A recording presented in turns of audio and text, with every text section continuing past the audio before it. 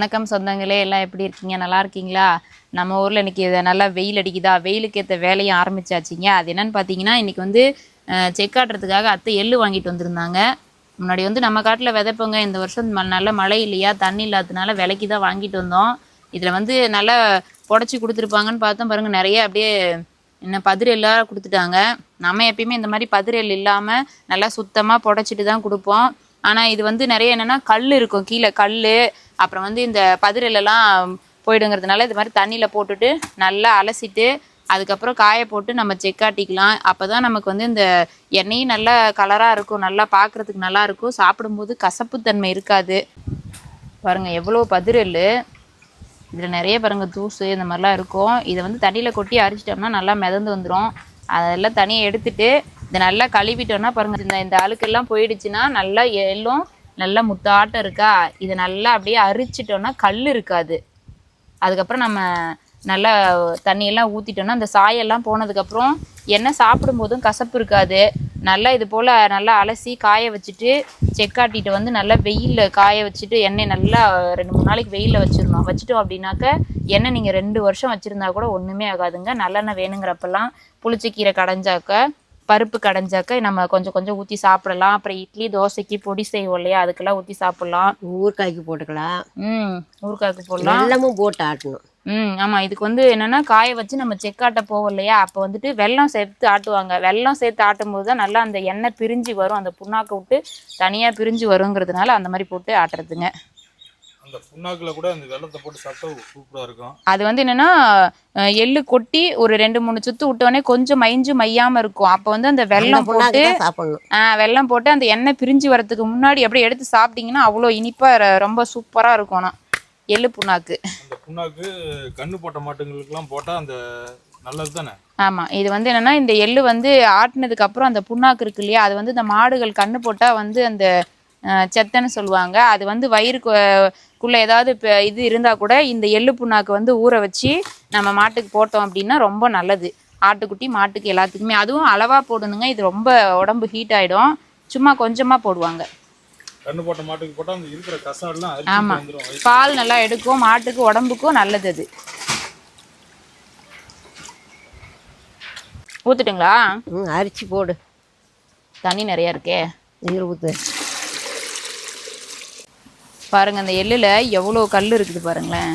இதோ இதுக்காக தான் நல்லா அரிச்சிட்டோன்னா இந்த கல்லெல்லாம் நல்லா சுத்தமாக தனியாக வந்துடும். இல்லை அப்படின்னா அப்படியே போட்டு சில பேர் ஆட்டுவாங்க. அப்போ வந்து அது கடக்க முடுக்குன்னு அந்த எண்ணெயிலே போய் அந்த இதெல்லாம் இறங்கும். அதனால தான் நம்ம அலசிட்டோன்னா அந்த கல் எதுவும் இல்லாமல் நல்லா சுத்தமான எண்ணெய் கிடைக்கும். இது கழுவிட்டு போடுங்க.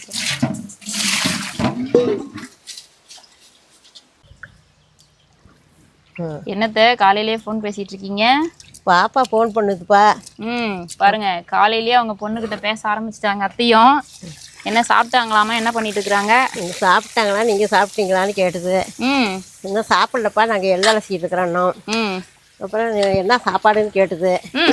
சாப்பாடுப்பா வெண்டைக்காய் குழம்பு, இது கேரட்டு பொரியல், தயிர் அப்படின்னு. சரி, பிள்ளைங்களாம் பள்ளிக்கூடம் போயிடுச்சுப்பான்னு. சரிதான். என்ன பக்கமாக இருந்தால் நம்மளும் ஒரு ரூபா போய் சாப்பிட்டுட்டு வரலாம். தூரத்தில் கொடுத்துட்டீங்க பொண்ணை. தூரத்தில் கொடுத்துட்டா என்ன பண்ணுறது, அப்போ கொடுத்துவிட்டோம்.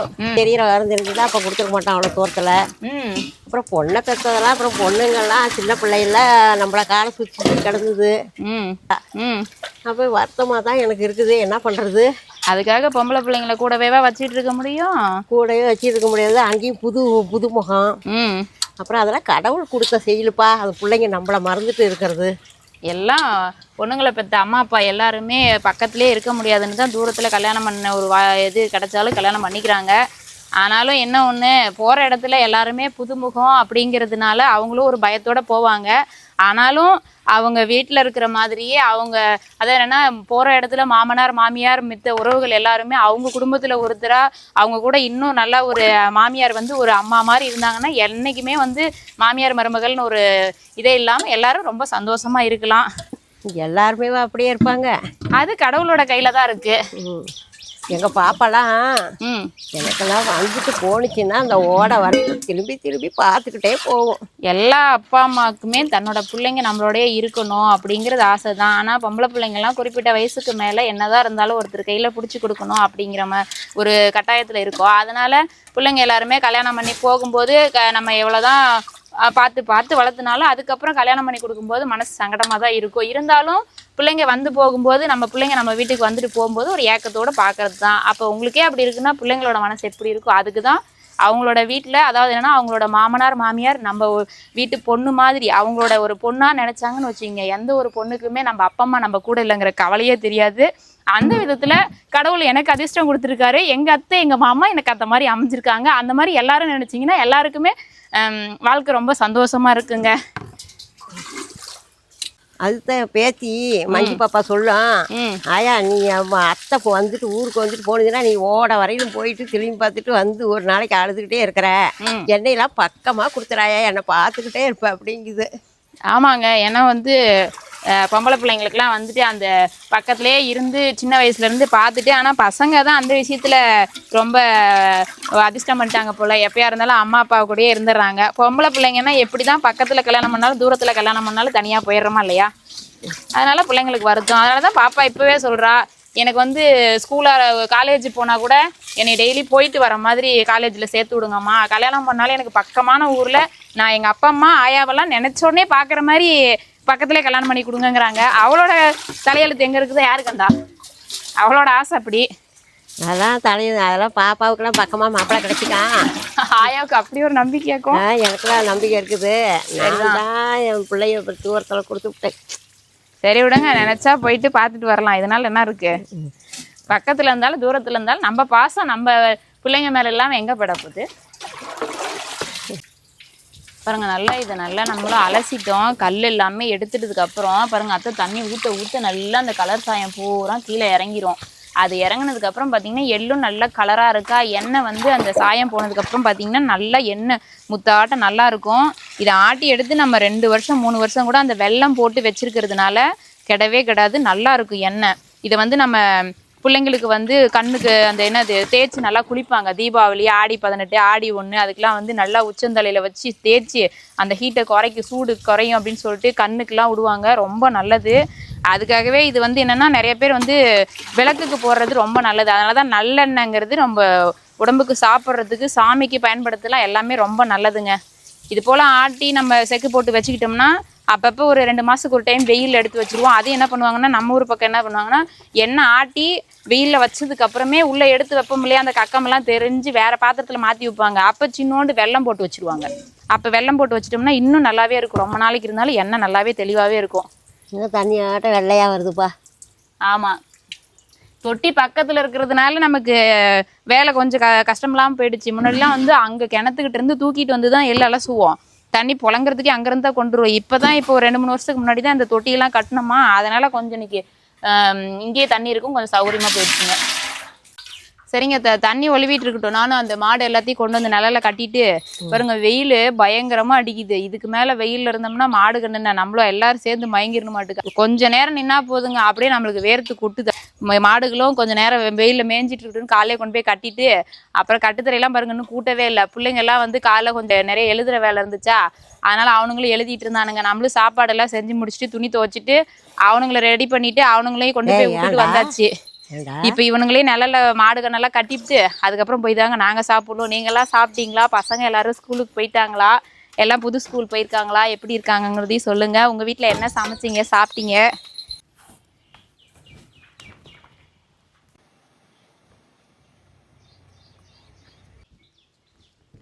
மஞ்சியோட செல்ல குட்டிங்க. டூய் சாப்பிடுவா, சாப்பிட்ற பட்டு மஞ்சுவோட செல்லங்க. வந்தோடனே எங்கே என் நாய்க்குட்டி எங்கன்னு தான் முதல் கேட்பாங்க. அவளுக்கும் சாப்பாடு வச்சுட்டு சாப்பிட்டுட்டு இருக்காங்க. ஆடு மாடு நாயின்னு எல்லாத்துக்கும் வயிற்று நிரப்பிட்டு நம்மளும் 4 ரூபா சாப்பாட்டு அள்ளி போடலான்னு கிளம்பிட்டேங்க. அவனுங்க சாப்பிட்டுட்டு இருக்கட்டும், நம்ம வாங்க போய் சாப்பிட்லாம். வாங்க எல்லாரும் சாப்பிட்லாம். அத்தையோட சூப்பர் டேஸ்ட்டில் ஒரு மாங்காய் தொக்கு செஞ்சுருக்காங்க. என்ன ஒன்று நாங்கள் ஊருக்கு போனப்போ செஞ்சுட்டாங்க அத்தை, அதனால காட்ட முடியல. இது என்னத்த ஊறுக்காய் செஞ்சுருக்கீங்க? பெருநெல்லிக்காய். மலை நெல்லிக்காய் ஊறுக்காயாம்.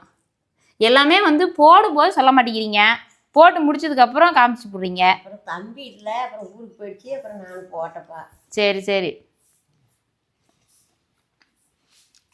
நல்லா தான் இருக்கு. அரிநெல்லிக்காய் ஊறுக்காய் மாதிரியே தான் இருக்குது. சரி வாங்க அப்படியே நம்மளும். அப்பா ஊறுக்காய் காட்ட தாங்க முடியல. இது வந்து ஊறுக்காயோட பாருங்க, தயிர் சாதத்துக்கு மோர் மிளகாய் வத்தல் பொரிச்சு வச்சிருக்கிறாங்க அத்தையும். எல்லாரும் வாங்க சாப்பிடலாம் தயிர் சாதத்தில். அப்புறம் வந்து வெண்டைக்காய் குழம்பு, பொரியல் வந்து பசங்க எல்லாரும் போட்டு காலி பண்ணிட்டு போயிட்டாங்க, அதனால நாங்கள் ஊறுக்காய் தொட்டுக்கு வச்சுக்கிட்டோங்க. இன்னொரு தடவை வந்து அத்தை மாங்காய் தொக்கு அப்புறம் மலைநெல்லிக்காய் ஊறுக்காய் எப்படி போட்டிருக்காங்க அப்படிங்கிறத நான் ஒரு நாளைக்கு வீடியோவில் காட்டுறேன். வாங்க எல்லாரும் சாப்பிட்லாம். நீங்கள் எல்லாம் சாப்பிட்டீங்களாங்களும் சொல்லுங்கள். சாப்பிட்டு முடிச்சுட்டு தாங்க போய் கடுத்துறையெல்லாம் கூட்டணும். அவ்வளோதாங்க, நாமளும் சாப்பிட்டுட்டு இந்த மரத்தடியில எல்லாம் ஆடு மாடு கட்டி பாருங்க, எல்லாம் குப்பையாக இருக்கா. அது பத்தாத்துக்கு இந்த புளிய மரத்தில் நிறைய பூ இருக்குதுங்க. வெயில் நேரத்துக்கு குழு குழுன்னு இருக்குமா, அதனால நம்மளும் வெயிலுக்கு சத்த நேரம் உட்காந்துருக்கிறது படுத்துருக்கிறது பிள்ளைங்க விளையாடுறதுக்கு சௌகரியமாக இருக்கும். மரமட்டை என்னமோ வீட்டை சுற்றி இன்னும் நிறைய மரம் வைக்கலான்னு ஆசையெல்லாம் இருக்குதுங்க. ஆனால் வந்து தண்ணி வசதி தான் பத்தில், மழை எதுவும் இல்லையா, அதனால தண்ணி தான் இல்லை. ஆனால் இதை கூட்டி அள்ளி முடிக்கிறதுக்குள்ளே எப்படின்னு ஒரு மணி நேரம் 1.5 மணி நேரம் ஆகிடும். இதுக்கெல்லாம் நம்ம சளைச்சாலும் இல்லைங்க, எல்லாத்தையும் எல்லாம் கூட்டி அள்ளி போட்டு அதுக்கப்புறம் போயிட்டு நம்மளும் அந்த எள்ளெல்லாம் காய வச்சு நம்ம வேலை பார்க்குறது என்னமோ கொஞ்சம் நேரம் செய்கிற மாதிரி தான் இருக்குது. ஆனால் பொழுதும் போயிடுது. காலைல 4 மணிக்கு எந்திரிச்சோம். எந்திரிச்சதுலேருந்து அப்படியே மாடு கண்ணெல்லாம் காட்டில் கட்டிட்டு சாணி அள்ளி போட்டு சமையல் வேலைக்கு போயிட்டு பிள்ளைங்களெல்லாம் அனுப்பிச்சி விட்டதுலேருந்து நேரம் போகிறதே தெரியல, போயிட்டே இருக்குதுங்க.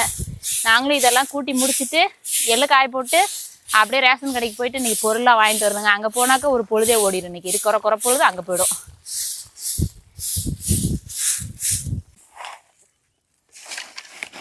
பாருங்க, முதல்ல ஒரு வழியாக எல்லாத்தையும் கூட்டி முடிச்சிட்டேன். கூட்டி முடிச்சதுக்கப்புறம் இடத்த பார்க்குறதுக்கு இப்போ தான் அழகாக இருக்குதுங்க. எப்படி இருக்குது நம்ம புளிய மரத்து அடியில் இருக்கிற தோட்டம்னு பாருங்களேன். வெயில் நேரத்தில் அப்படியே ஒரு பாயை விரித்து போட்டு படுத்தா அப்படி ஒரு தூக்கம் வரும். தூங்கிட்டா பொழப்பு கெட்டு போயிருங்க. இதை அள்ளி கொட்டிட்டு போய் எல்லாம் காய வைக்கணுங்க. பாருங்கள், அடித்த வெயிலில் காற்றுலேயும் மேய்தே உணர்ந்துக்குச்சு நல்லா எள்ளு. இதை போய் நல்லா சூடாக காரை நல்லா சுட சுட இருக்குது. அப்படியே ஒரு துணியை விரித்து போட்டு இதையும் கொட்டி காய வச்சிடலாம். அத்தையும் அதுக்குள்ளே கொஞ்சம் பாத்திரம் இருந்துச்சா, நம்ம இதெல்லாம் கூட்டி அள்ளிட்டு வரத்துக்குள்ளே பாத்திரத்தை விளக்கிட்டு குளிச்சுட்டு வந்துட்டாங்க. நம்ம இதை போய் காய போட்டு வந்துடலாம். அதுக்குள்ளார அள்ளி வைக்கிட்டு அத்தையும். அடிக்கிற வெயில் இன்னைக்கு ஒரு நாள்லேயே காஞ்சிரும். அந்தளவுக்கு நல்லா வெயிலும் இப்போ காரில் கால் வைக்க முடியாத அளவுக்கு ஒட்டுது. அப்பா சுடுது.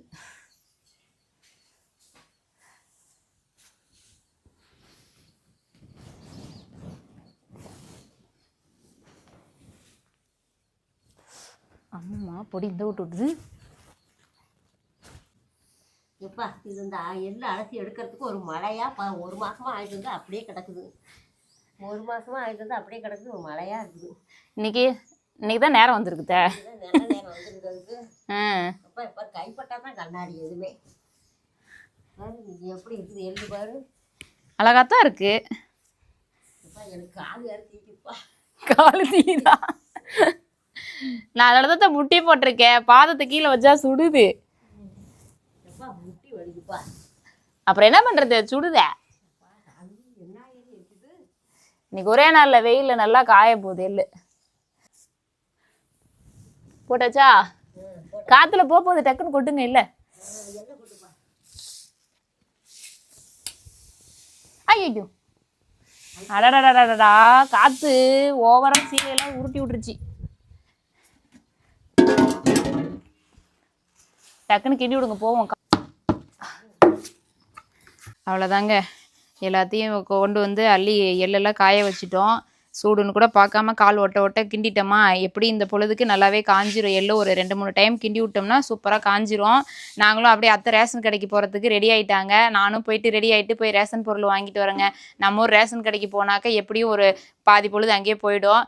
போயிட்டு நாங்களும் பொருள்லாம் வாங்கிட்டு வரோங்க. மீண்டும் இன்னொரு வீடியோவில் சந்திக்கும் வரை உங்கள் பாசமுள்ள தணிகை வேலனுங்க.